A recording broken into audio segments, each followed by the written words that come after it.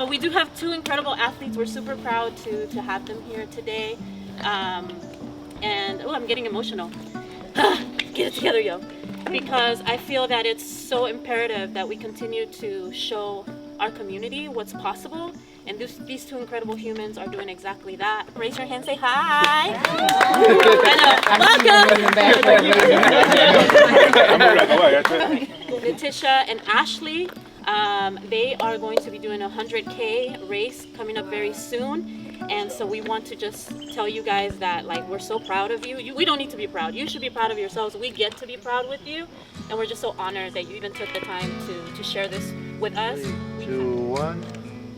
At the count of 3, we're gonna say sin miedo. La de 3 vamos a decir sin miedo. Ready? 1, 2, 3. ¡Sin miedo!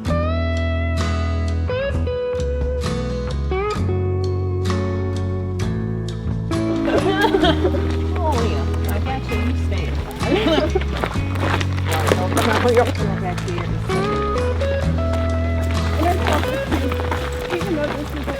How are you balancing Javelina with work, social life, responsibilities, everything else you got going on in your life? How I'm balancing it is that I've decided to focus on 2 things. That's Javelina training and work. If it's not those 2 things, I'm kind of making the decision to kind of not put as much focus into it. And I'm talking specifically like social outings and stuff like that. At this point, if it doesn't involve like running or eating or like napping, like I kind of need to just stop at this moment. I mean, I'm figuring it out.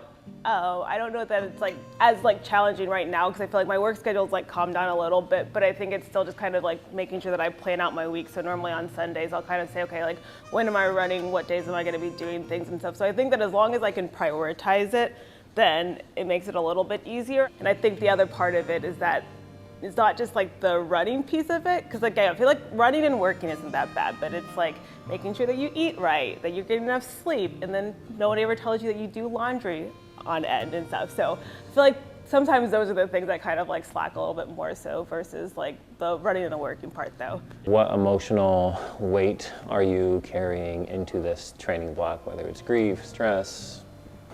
This last year has been very, very stressful dealing with like the grief and things that come along with like my dad passing last year.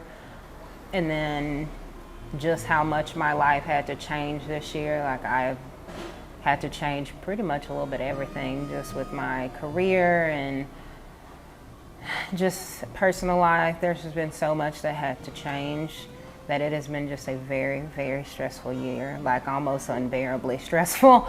And like I feel like the pinnacle was in like June, right as this training for this was starting. So it's just been a very, very stressful time. And that's why I feel like it's been easy because I can just roll it into the training and use it as an escape. The hard part is like right now, I can't pretend like the rest of this stuff doesn't exist anymore. So the structural training is good, but like now I have to like start opening the doors of like, okay, I've been ignoring this for 4 months. I've been ignoring this for 3 months, and like I have to face it at the same time that I'm doing this. I mean, I feel like I'm right now kind of in the delusional phase of training. So I feel like I have like a little bit of anxiety, but I think right now I'm kind of like, it's like not close enough where I feel all of the pressure yet and stuff. But yeah, I would say like definitely like a little bit of stress that's coming on, and especially when I think about like something like I have like a 20-mile run this week, and I'm like, oh my gosh, 20 miles is a long time, and I'm going to be out there for a long time, and so I think sometimes that causes stress. But I try not to think about that. I'm like, okay, no, this is fun. This is what I like to do and stuff. So I feel like I try to focus on that mostly. Whenever it gets heavy, like the reminder of my why is just, I believe that I can do it, and I want to always prove to myself that I believe that I can do it. Like I want to prove it to anybody else or just care about what anybody else thinks. Like there were so many times when like I didn't believe that I could achieve something and didn't believe I could do it, and it was me like facing that I had also given up on myself, and I don't ever want to feel like that again. So when it's hard, like I remind myself that you still have to show up and be the audience and the cheering around yourself. So when it's hard, I just keep going. Because we're obviously documenting this entire experience, and because there's a partnership with Hoka, do you feel like there's, I don't know, like almost a pressure? Well, I think definitely like having more eyes on it. I'm like, oh my gosh, well, you think about like everybody's watching me and people have so many expectations of me. And I think the other hard part about it for me is that it's like, I feel like my life is kind of simple and like pretty boring, at least from my perspective. And so I'm like, well, what if people are watching this and they find out, wow, like she's not that interesting. Like there's really like not that much to her and stuff. And so it's very easy to be like, I don't have like a whole lot of depth. And so I think that's definitely been more intimidating and made this a little bit more difficult. But I think at the same time, I think being able to kind of accept that there are more eyes on here and like being able to kind of like get over myself and like not be some like self-conscious and like have that imposter syndrome, then I'm like, well, you know what, like, no, like use it as a motivation because it keeps me accountable because it's like people can see me. I mean, it's why I post my runs on Strava because people are seeing that I'm running on a regular cadence and whatnot. And so really just using it to keep myself accountable. And then also, I mean, the reality of it is like, I mean, maybe some people are cheering against me, but I think for the most part, the attention that I've got is people cheering me on. And so I think just kind of being like, hey, like, I have encouragement, they believe in me, so I might as well keep believing in myself. Like I said, I have a fear of people watching me fail, failing in public. This is such a big new thing for me that, like, yes, I'm worried about that, but also, like, I'm doing something I've never done before. So, like, even if I go there and I don't finish, like, I have done something in this training cycle that I've never done before. Race I've never done before. So like I'm worried about it, but I'm also like, it's gonna be fine. I remember last year when I was training for my first marathon, and I was going through an injury and I was just for like 2 months, was just like I felt a lot of pressure about what people would think if I didn't run the race, or like if I did run the race and then it just wasn't what I wanted it to be. And I just remember there was one day we all hung out and I realized that my community and my friends, like they wouldn't care if I dropped out of the race the next day. They wouldn't care like if the race was terrible. They would still love me and like still think I was great. And so I decided to run the marathon and it was not great. Like it was very hard and they still think that I did something amazing. And so even if like I fail, I think that everybody who loves me will still think I'm great, and that's all that matters. So I think for me, the success actually isn't as much about the finish line.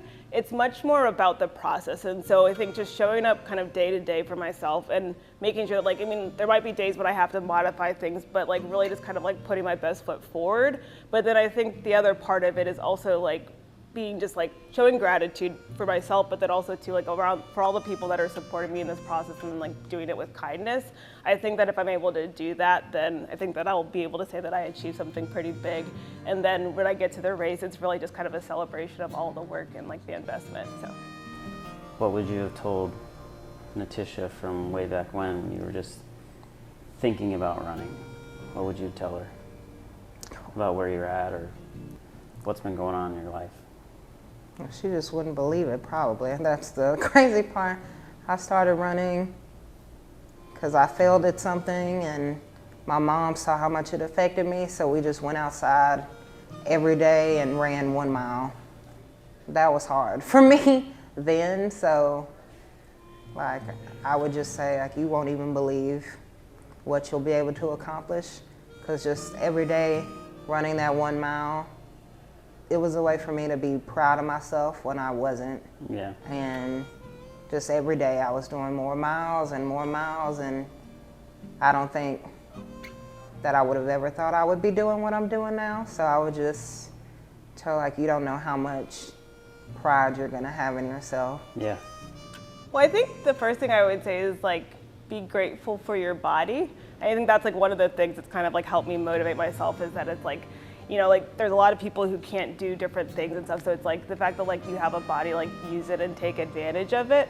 But I think that it's also don't think long, think kind of in the now. You can always dream big, but when you're focusing on what you're doing, let's think about what's happening this week or happening today.